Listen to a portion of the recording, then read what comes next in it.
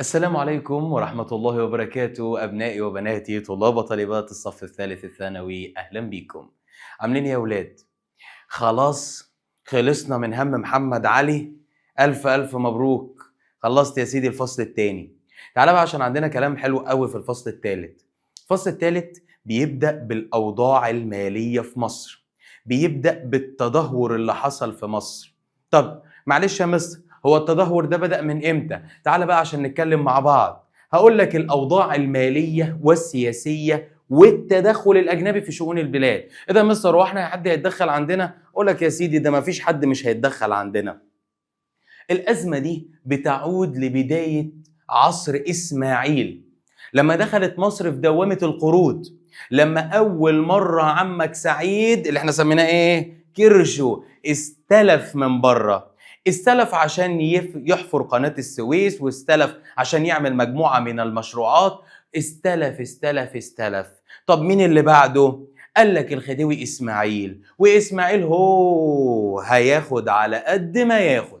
طب تعالى كده معلش يا مستر والنبي، قول لي هو في عهد إسماعيل هو سبب الأزمة ولا عهد سعيد؟ أقول لك بص، عشان تعرف سبب الأزمة الحقيقي لازم تعرف نوع الدين اللي كان بياخده عمك سعيد. الدين اللي كان بياخده عمك سعيد اسمها ديون سائرة. يعني إيه ده ديون سائرة؟ يعني الأصل نفسه لا يسدد، ولكن اللي بيتسدد الفايدة. لا انا كده ما فهمتش يا مستر، انا داخل ادبي عشان بهرب من الرياضيات. معلش يا مستر والنبي فهمها لي. اقول لك يا سلام عيوني. بص يا سيدي، انت دلوقتي استلفت من مستر اسلام 100 جنيه. حلو. وانا مستر اسلام راجل ضلالي وبتاع ربا، قال لك بص يا عم ال 100 جنيه خليها لك، انا مش عايزها دلوقتي. قال له يا مستر ده انت راجل طيب جدا. اقول لك لا، ما انا مش طيب قوي، انت هتسدد لي عليها فايده 7%، يعني 7 جنيه. طب انت جيت وسددت لي ال7 جنيه وعايز تسد جزء من ال100. اقول لك لا يا حبيبي معلش، انت مش هتسد حاجه من ال100 هتفضل موجوده عليك. قال لا، ده ليه يا مستر ده؟ اقول لك اصل دي اسمها ديون سائره، لا يسد اصل المبلغ. امال ايه اللي بيتسد يا مستر؟ فوايد فقط. انت عمال تدفع في فوايد. ملحوظه، انت كل ما تتاخر الفايده تزيد. يعني بدل ما كانت بدات ب7% بقت 14%. كل ما تتاخر الفايده تزيد. طب يا مستر ده كده كارثه. على كده بقى الدين ده هو السبب الاساسي اللي يخلي الاجانب يتدخلوا في مصر. ما اكيد هيبقوا عايزين فلوسهم. اقول لك عجول ومستعجل، اصبر. تعال بس معايا كده ونشوف عمك اسماعيل ايه اللي حصل في عهده. الخديوي اسماعيل هو سبب ازدياد الازمه. ليه يا مستر ايه اللي حصل؟ اقول لك اسماعيل كان عمال ياخد قروض لاربع اسباب.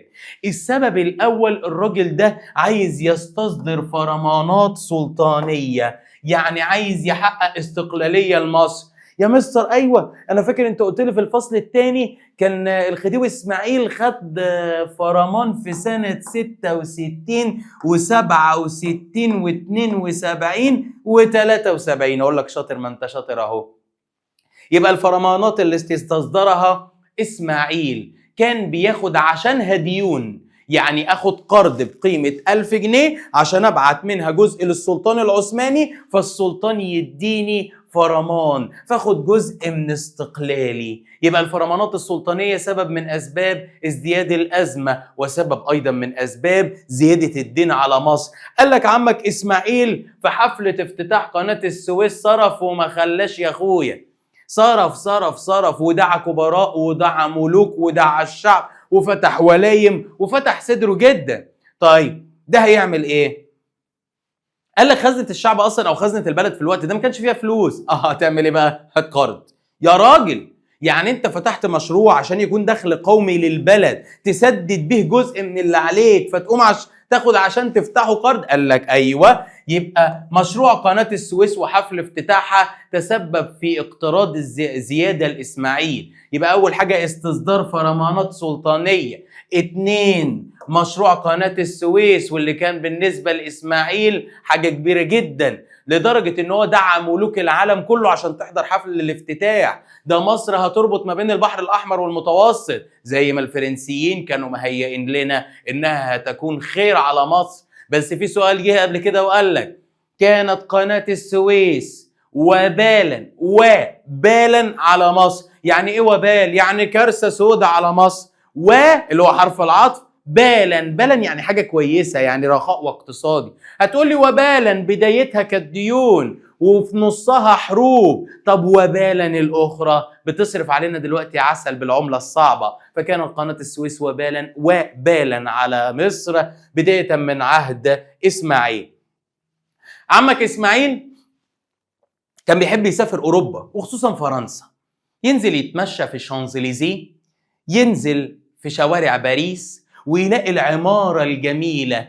أنا عايز من ده يا حزنبل، أنا عايز من ده، هات لي ده، هاتهولي عندي. قال له طب هجيبهولك عندك إزاي؟ معرفش، ابني لي. يا عم الحاج اصبر، أبني لك إزاي؟ قال لك والله مش عارف. أقول لك هناخد قروض ونبني بيها. يا صلاة النبي، يعني أنت عايز تبني مصر بالديون؟ قال لك أيوه، يهمني بس أنزل أتمشى في الشارع يهمني بس انزل اتمشى في الشارع، الاقي الشكل جميل والاقي البيوت جميله، احس ان انا في اوروبا. يا راجل قال لك السبب الثالث لاستصدار اسماعيل قروض او حصول اسماعيل ايضا على قروض هو ادخال مظاهر الحضاره الاوروبيه. اخر حاجه هياخد عشانها قروض واللي هتكون الكارثه، وهستأذنك تعلم لي عليها بدل الخط 100 خط. توسع إسماعيل جهة الجنوب. إسماعيل كان عايز ياخد الحبشة. توسعات إسماعيل في الجنوب مع إعادة البعثات التعليمية مرة أخرى، مع رفع عدد الجيش لو تفتكر في الفرمانات السلطانية، حصول إسماعيل على لقب الخديوي، الحكم في أكبر أبنائه، بياخد الفرمان الشامل، بيستدين بنفسه، بيعمل المعاهدات الخاصة بالجمارك. لا لا لا لا لا، كل ده فكر أوروبا مرة تاني بحاجة صعبة قوي عليهم مش عايزين يفتكروها. جده محمد علي. جده محمد علي هو اللي كان بيوسع نفوذه جهة الجنوب، هو الراجل اللي رفض تماما ان حد يتدخل في شؤونه الداخلية. يبقى انت هنا فكرتهم بمحمد علي. توسيع نفوذك جهة الجنوب جه على حساب النفوذ الانجليزي، مش هيسيبوك. وهنا اجي واقول لحضرتك سؤال مهم. ده اللي استدان اسماعيل من الدول الاوروبيه لتحقيق اهداف سياسيه، هتقول لي الايه؟ لاستصدار الفرمانات السلطانيه. ولو جيت قلت لك سؤال تاني خاص بسنه 1975، قلت لك في العام 1975 هي بدايه التدخل في الشؤون الماليه المصريه والتدخل الاجنبي في مصر، وهذا الامر لم يكن من محض الصدفه. هتقولي ايوه عشان السنه اللي توسع فيها اسماعيل في الحبشه. يا مستر انت قلتها لي في الفصل الثاني، السنه اللي توسع فيها اسماعيل في الحبشه هي السنه اللي بدأ فيها التدخل الاوروبي، سنه 1975. يعني مش ازمه الديون، انت راجل بتستدين، انت راجل عميل وزبون عندهم، بتستدين من سنه 1862 من عهد سعيد. ديونك سائره ما بتتسدش، مصدر دخل دايم. اقطعه ليه؟ اقطع مصدر الدخل الدايم ده راجل عمال يسد فوائد فوائد فوائد. قال لك ايوه، اسد مصدر الدخل لما احس بخطر على سياستي. اذا شعرت انجلترا بالخطر من سياسه اسماعيل، فقامت بايه؟ ايوه، بالتحالف مع الحبشه لاضعاف اسماعيل، وادى ذلك الى خساره اسماعيل في الحبشه، فخسر 3 مليون جنيه هناك. طب معلش كده بسرعة قول لي الأربع حاجات اللي إسماعيل كان بيستدين لأجلهم. استصدار الفرمانات للحصول على السلطة السياسية، مشروع قناة السويس وهو جزء اقتصادي، إدخال مظاهر الحضارة الأوروبية جزء حضاري اجتماعي، التوسع جهة الجنوب وخاصة إلى الحبشة عام 1875 وهو تهديد مباشر للمصالح الإنجليزية عند مضيق باب المندب ومدخل البحر الأحمر، وطريق تجارتها من الهند عبر طريق رأس الرجاء الصالح. انت كده ضربت انجلترا في مقتل ما تتصورش انها هتسيبك. من اللي انت شفته اللي فات ده اكيد انت ادركت الديون ما هياش السبب الاساسي اللي خلى اسماعيل او اللي خلى الانجليز يتدخلوا في شؤون مصر. امال ايه؟ التوسع في جهة الجنوب، توسيع نفوذ الدولة المصرية، عودة حدود الدولة المصرية، الاقتراب مرة أخرى من حدودها أيام محمد علي. كل ده شكل عندهم خطر. يبقى لم تكن الديون هي السبب الرئيسي للتدخل الدول الأوروبية في الشؤون المصرية، حيث بدأت الديون في بداية عهد سعيد زي ما قلت لك من 1862، وأوروبا ما تدخلتش. بالعكس، ده انت بالنسبة لهم لقمة، انت بالنسبة لهم مصدر دخل محترم. التدخل الأوروبي في شؤون البلاد هيجي بحجة البحث عن كيفية تسديد الديون.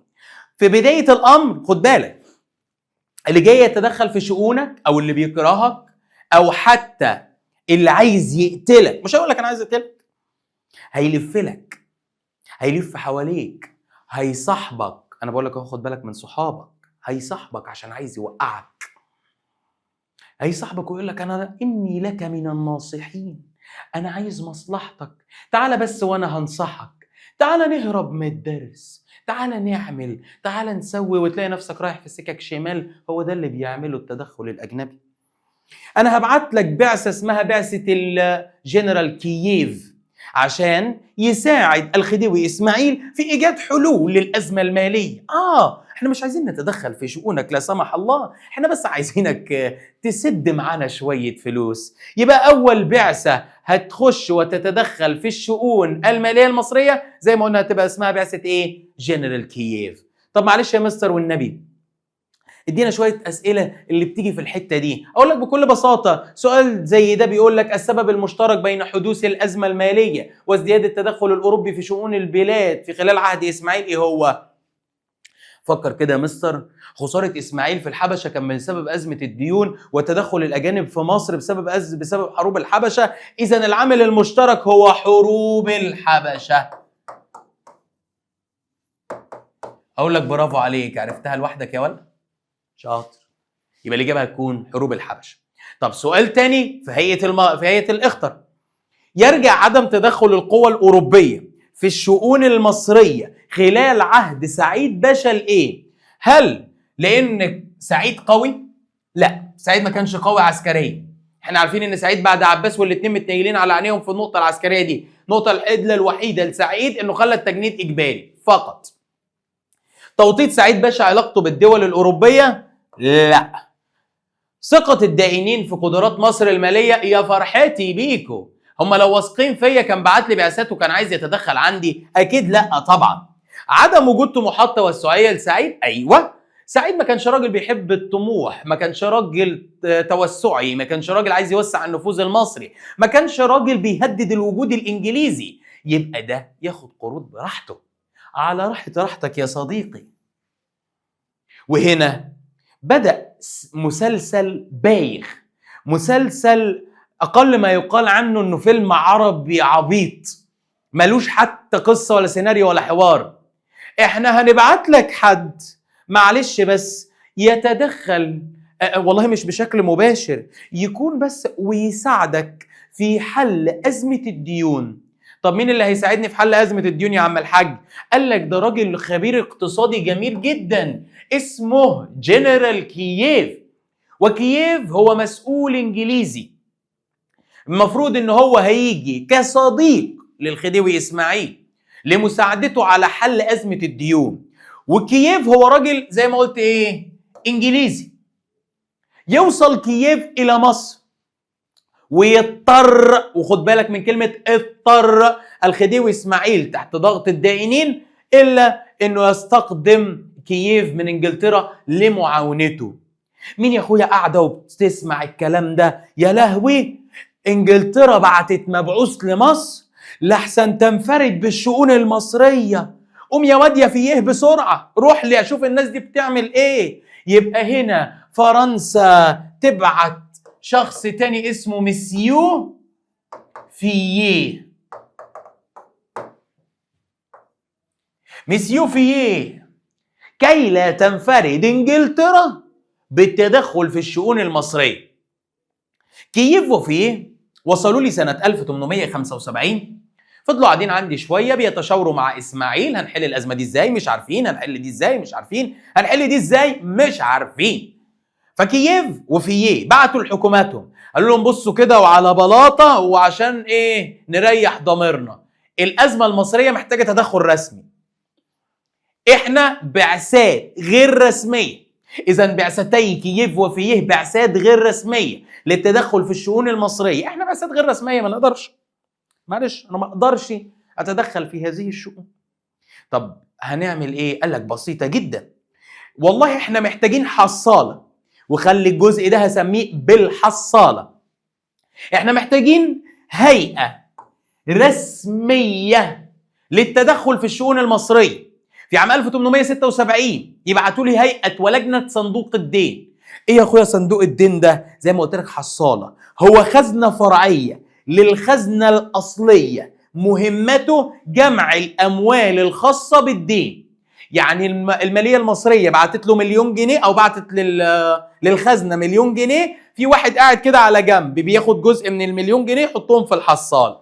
ايه ده؟ مكتوب على الحصالة كده حساب الدين.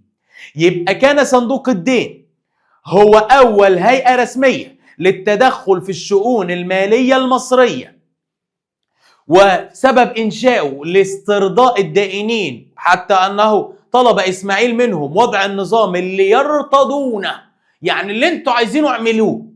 فقدم الجانب الفرنسي مشروع إنشاء صندوق الدين، مهمته زي ما قلنا حصالة، خزانة فرعية للخزانة العامة، وتتولى استلام المبالغ المخصصة للديون. وبكده يكون أول هيئة رسمية أوروبية للتدخل في الشؤون المصرية. صندوق الدين مفيش كام شهر وقال لك يا جماعة أنا عمال أخد وأنا فشلت، أنا آسف. إيه؟ فشلت في إيه؟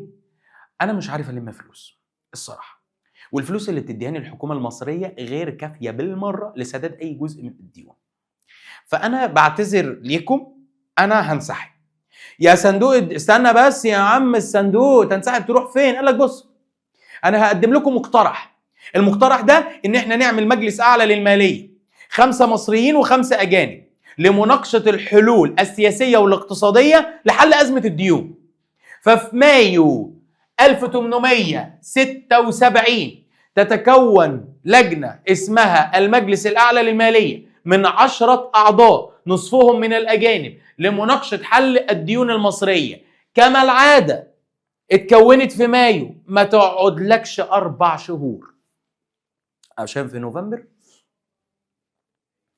6 شهور عذرا، في نوفمبر يطلع المجلس الأعلى للمالية ويقول لك أنا آسف، أنا غير قادر على حل المشاكل اللي بتمر بيها مصر. ليه؟ مصر التحديات اللي قصادها كبيرة، وإحنا محتاجين نمسك إيدينا في المصاريف جامد. فإحنا بنقترح عمل حاجة اسمها، خد بالك منها قوي عشان دي بتجرح قوي، لو كان محمد علي موجود لجاله جلطة ومات تاني. نعمل مراقبة ثنائية. تعمل إيه؟ مراقبة ثنائية. يعني ايه مراقبة ثنائية؟ قال لك مراقبان 2 أجانب يقعدوا على المالية المصرية، واحد إنجليزي للإيرادات وآخر فرنسي للمصروفات، ويتم إنشاء هذه الهيئة بمعرفة إسماعيل وبأمر مباشر منه. عايزك تتصور يا صديقي، قاعد وفي إيدك محفظتك اللي فيها فلوسك، يجي 2 من بره بيتك ما تعرفهمش، واحد في ايده المرتب اللي المفروض يجي لك، والتاني بيديك مصروفك اليومي. ليه يا جماعه في ايه؟ واحد ماسك لك الايرادات وبيقول لك انت جالك السنه دي 2000 جنيه، خلاص انا هاخد منهم 1000 ونحدد مصروفاتك معلش، ويناول الباقي اللي بتاع المصروفات ويقول لك اقرص عليه ما يصرفش كتير. فانت هنا فقدت سيادتك المالية. يبقى تعتبر المراقبة الثنائية هي فقدان للسيادة المالية المصرية بتخصيص مراقب إنجليزي للإيرادات ومراقب فرنسي للمصروفات. خلاص راحت. يقعدوا قد إيه؟ خد بالك من النقطة دي. احنا اتفقنا ان صندوق الدين ومجلس الأعلى للمالية حتى بعثة مسيو فييه ومسيو كييف اللي هي بعثات غير رسمية بالمناسبة ما قعدتش أكتر من 4 5 6 شهور على حد أقصى. المراقبة الثنائية الاتنين حرامية. المليون جنيه بتخش بتاع الإيرادات يقول لك ما دخليش غير 500,000، ما هو إنجليزي حرامي. وبتاع المصروفات يقول لك معلش احنا صرفنا، يصرف 250 جنيه ويقول لك أنا صرفت 1000 جنيه. هو حد بيراجع وراهم؟ عشان كده هي أطول هيئة هتطول. حرامية. مش هيقول لك إن احنا فشلنا؟ أبدا، بالعكس ده احنا ناجحين وزي الفل لحد ما نملى الجيوب. هتقعد 2 وأقل بشكل بسيط لحد ما الدول الدائنة تبعت لهم يا مراقبة يا ثنائية، انتوا بقالكم كتير قاعدين، هاتوا بقى الفلوس يلا. لهم فلوس ايه؟ انتوا مش بقالكم 2 قاعدين حلتوا الأزمة المالية أكيد. الفلوس بليز I want the money بالإنجليزي يعني. قال له والله مش عارف أجيبها لك إزاي بس احنا فشلنا.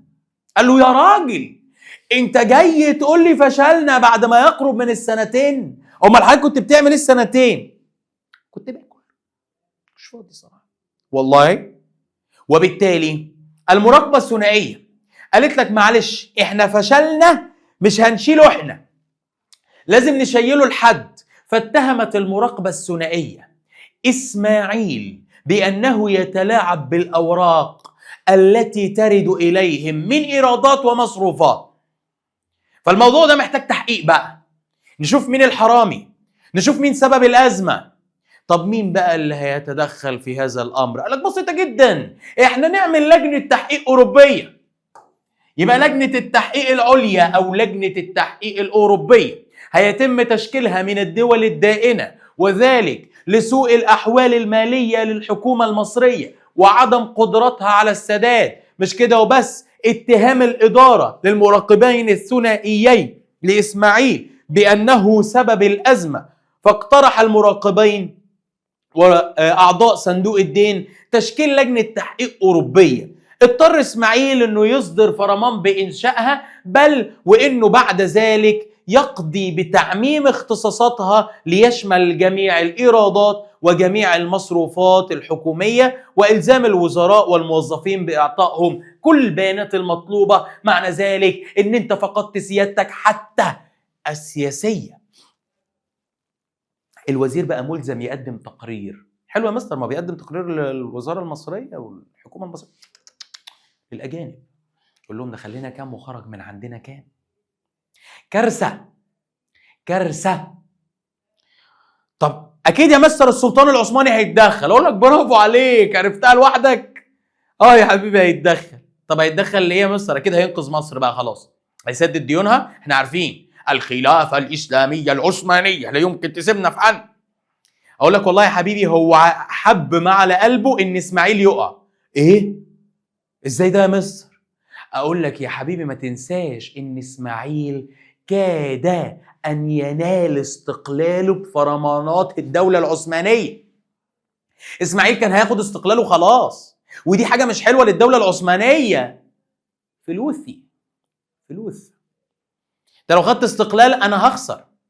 وبالتالي أول ما ورد من لجنة التحقيق الأوروبية خطاب ومن الحكومات الأجنبية زي إنجلترا وفرنسا والنمسا وألمانيا خطاب بالرغبة في عزل إسماعيل، السلطان العثماني قال لهم يا سلام، عايز امضتي؟ قلت ما هو عزل إسماعيل في فرمان 1879 وتولية توفيق باشا، علما بأن توفيق ما هواش أكبر أبناء إسماعيل ولا هو الأحق بالحكم. لا إيه ده يا مستر؟ طب ما ده كده بيخالف فرمان 1866 الحكم في أكبر أبناء إسماعيل. ايوه، انجلترا وفرنسا عايزين شخص يعرفوا يتحكموا فيه، وانا بقولها لك من دلوقتي عشان ما تتفاجئش من اللي هيحصل. انت ممكن تتجلط مني في الفصل ده، ما تقلقش. انا بقول لك ان هذا الشخص المدعو توفيق عنده كل الاضطرابات النفسية زيك وانت قاعد بتذاكر في الثانوية العامة اهو. انت اهو، بس الفرق بينك وبينه ان انت لسه ليه فيك حتة عقل، لسه عارف مصلحتك، لسه قاعد بتتفرج على الفيديو ده معايا عشان عارف ان انت لو ما ذاكرتش لا قدر الله.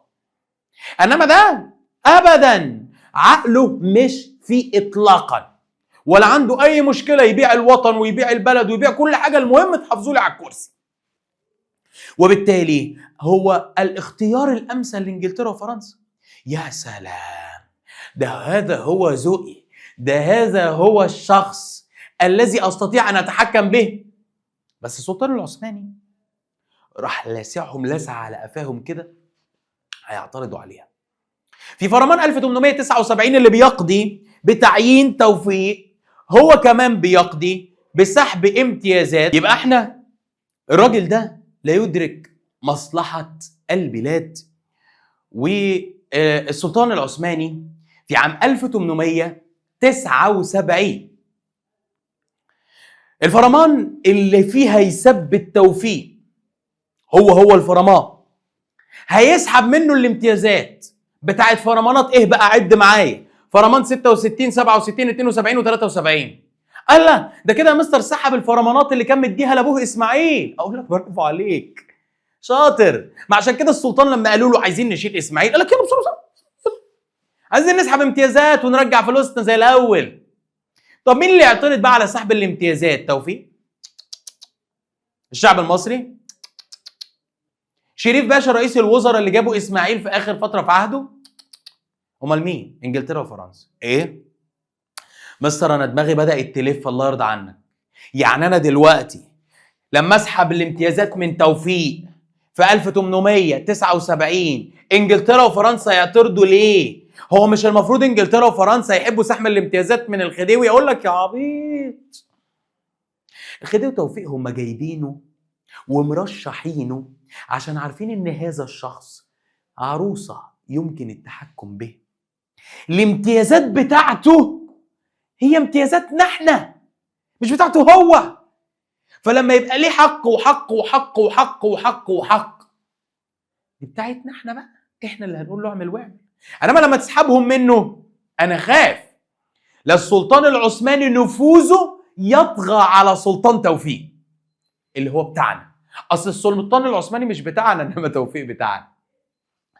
وبالتالي تولى توفيق الحكم بعد عزل والده اسماعيل في 1879، والسلطان انتهز ده فرصة عشان يسلبه كل ما أوتي من نفوذ.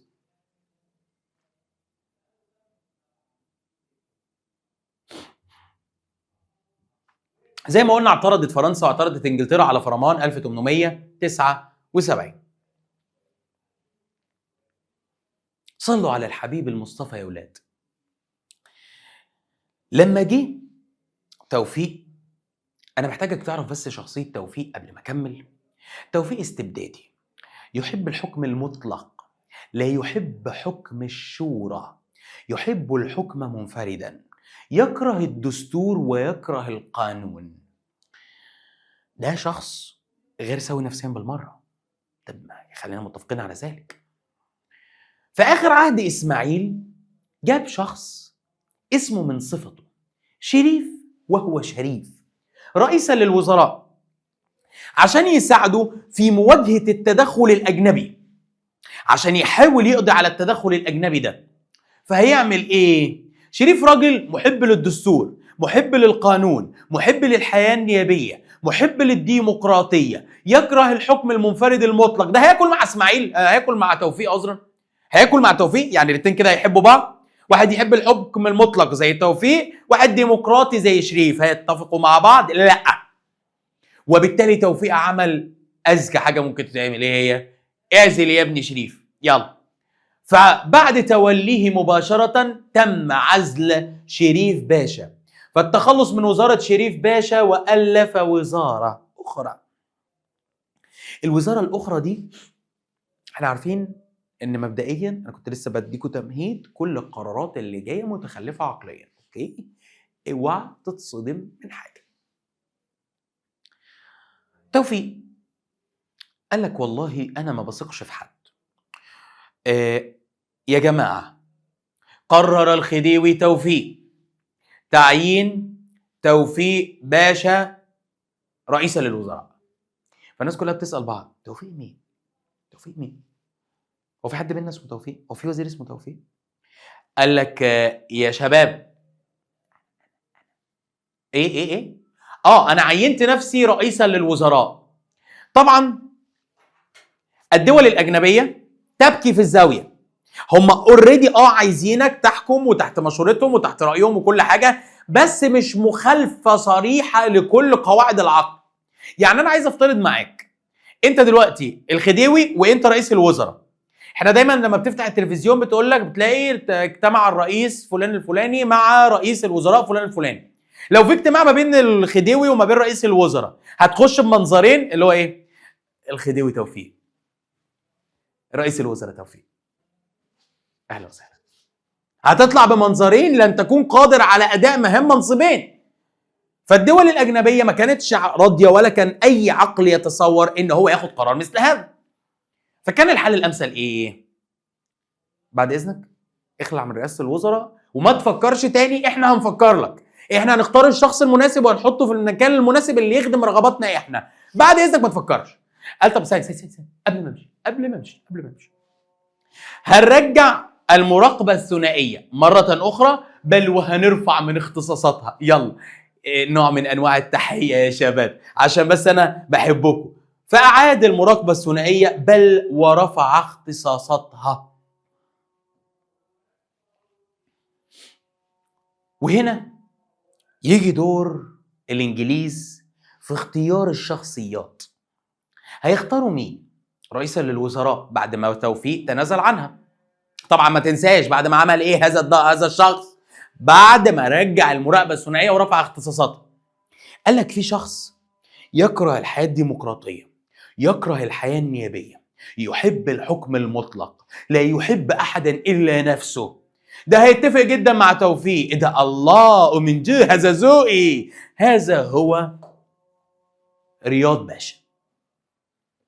رياض باشا هو رئيس وزراء مصر المحبب للإنجليز والفرنسيين، خاضع خضوع تام للأجانب. اللي انتوا عايزينه واللي انتوا شايفينه واللي انتوا بتحبوه اعملوه. الحكم المطلق نمبر 1 عندي، احب القرار محدش يناقشني فيه. مجلس شعب وبرلمان اوعى اكرهك. حكم دستوري لا، صداع من كتر الدستوريه، محبش الكلام ده. وهنا طبعا زي ما توقعت عندك خديوي شبه عميل للاجانب، وعندك رئيس وزراء اوريدي عميل للاجانب. فهيحصل ازدياد لسلطه المراقبه الثنائيه زياده عن اللزوم، لدرجه ان زي ما قلنا في قبل كده مصر اوريدي كانت فقدت قدراتها الماليه وفقدت السيطره الماليه على اراضيها. هيحصل لائحه لتنظيم الرقابه الثنائيه، وهتبقى المراقبه الثنائيه مهامهم اعلى من الوزراء. ده ليهم حق في حضور جلسات مجلس الوزراء يا راجل. احنا دلوقتي في مصر وفي اي حته في الوطن العربي واي حته في العالم مفيش حد يقدر يعرف ايه اللي بيدور جوه مجلس الوزراء لان ده سريه دوله. لهم الحق في الاطلاع على بيانات الايرادات والمصروفات، عارفين انت معاك كام، عليك ايه.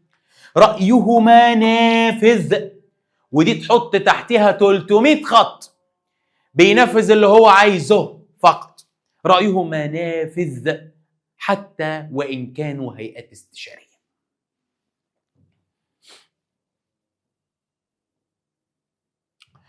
وبالتالي المراقبه الثنائيه مش هتبدا تشتغل تحت ايد الشعب، هتبدا تشتغل لقوه وحساب الانجليز، لقوه وحساب الفرنسيين، لقوه وحساب الدول الدائنه، وهتعمل بكل ما اوتت من قوه على أن تجعل مصر تغرس أكثر وأكثر في المشاكل. معلش يا مصر، فهمني النقطة دي. يعني إيه الإجراءات اللي هم ممكن ياخدوها توقع مصر في هذه المشكلة؟ أقول لك تعالى. سياسات الرقابة الثنائية، إلغاء قانون المقابلة في يناير 1880. بص الجملة دي لوحدها هي أحد عوامل الثورة العرابية وسخط الأعيان، وهنجيلها قدام شوية. الشعب مش هيقدر يستحمل أكتر من كده. إلغاء قانون المقابلة، وده اللي هيؤدي لحرمان ملاك الأراضي الزراعية من المشاركة في الحياة السياسية. دي أول وأهم نقطة. حرمانهم في المشاركة في الحياة السياسية معناها القضاء على أحلامهم في حياة نيابية، وبالتالي هيتذمر الأعيان. وإذا تذمر الأعيان فاعلم أن هناك محركا للثورات في الطريق إليك. هيقول لك والله الحكومة المصرية برضو لسه مش قادرة تحل مشكلة الديون، والفلوس عمالة تتراكم على مصر أكثر فأكثر فأكثر. احنا هنعمل لجنة، هذه اللجنة هتسمى بلجنة التصفية. ويعني ايه التصفية؟ لتصفية الديون في مارس 1880. اللجنة دي هتتشكل من معظم الدول اللي ليها ديون عند مصر. زي مين الدول دي؟ زي فرنسا، انجلترا، المانيا، النمسا، ايطاليا. وظيفتها ايه معلش يا مستر؟ وظيفتها تصفية الديون بأي شكل تترقاه، حتى لو هتفعص المصري، حتى لو هتذبحه، المهم الديون تخلص. هتصفيك، وبالتالي اسمها لجنة التصفية. عندي بحث الحالة، وظيفتها طبعا بحث الحالة المصرية، تحديد طريقة لتصفية الديون، تحديد علاقات كل من الحكومة ودائرة الثانية والدومين. حط لي خط تحت أملاك إسماعيل الشخصية، أملاك أسرة محمد علي هناخدها لتصفية الدين. طب ما دي بتدخل فلوس، سيبوها لنا عشان نسد الديون. قال لك لا لا لا لا، احنا نقول ايه اللي هنسيبه وايه اللي مش هنسيبه، بتاعتنا احنا. طب نتائجها، أصدرت قانون كارثة على المجتمع المصري، كارثة بكل ما تحمل الكلمة من معنى يا ابني. سنة 1880 يصدر قانون اسمه قانون التصفية، وهو تصفية الديون. لا، ما تسموش تصفية الديون، اسمه تصفية وعصر المصريين. مصروفات الحكومة تتحدد لي بأقل من النص. يعني نفترض ان والدك بيقبض 2000 جنيه بيعيشك بيهم بالعافية، أكل وشرب وبعيد عن الدروس. صحيت الصبح لقيت الحكومة بتقول لهم معلش والله عندنا ديون عايزين نسدها، 1000 جنيه بس. إذا كان 2000 ممشيني بالعافية، قال لك معلش. الجيش قل شوية. أي حاجة بتاخد فلوس، مدارس، دواوين، اقفل، دمر، امسح، اعصر المصريين. طب هنفضل في العصرة دي لحد امتى يا مستر؟ أقول لك لحد سنة 1904. عشان ده هيبقى في حاجة اسمها الوفاق الودي، هحكي لك عليه قدام، متشغلش بالك بيه دلوقتي. يهمني تعرف ان قانون التصفية لحد 1904. طب ايه تاني يا مستر؟ قال لك املاك الثانية والدومين، فاكرهم اللي كانوا فوق دلوقتي حالا، تحت اشراف دولي. معلش، لضمان سداد الدائرة الثانية والدومين، السداد باسم الاقتراض. عايزين نسدد الفلوس، معلش الفلوس لو سمحت. فهناخد املاكك واملاك اسره اسماعيل واملاك اسره محمد علي، الدائره الثانيه والدائره الدومين. عصر احفاد محمد علي واولاده، عصر المصريين وعدم تركهم للعمل. باختصار يا اولاد، الاحتلال هنا احتلال اقتصادي، عشان انت فكرت تستقل سياسيا. والى هنا تنتهي حصتنا في هذا اليوم بقانون التصفية. إن شاء الله الحصة الجاية هنعرف أكتر مع بعض عن أزمة الديون وعلى الثورة العرابية. تابع معنا.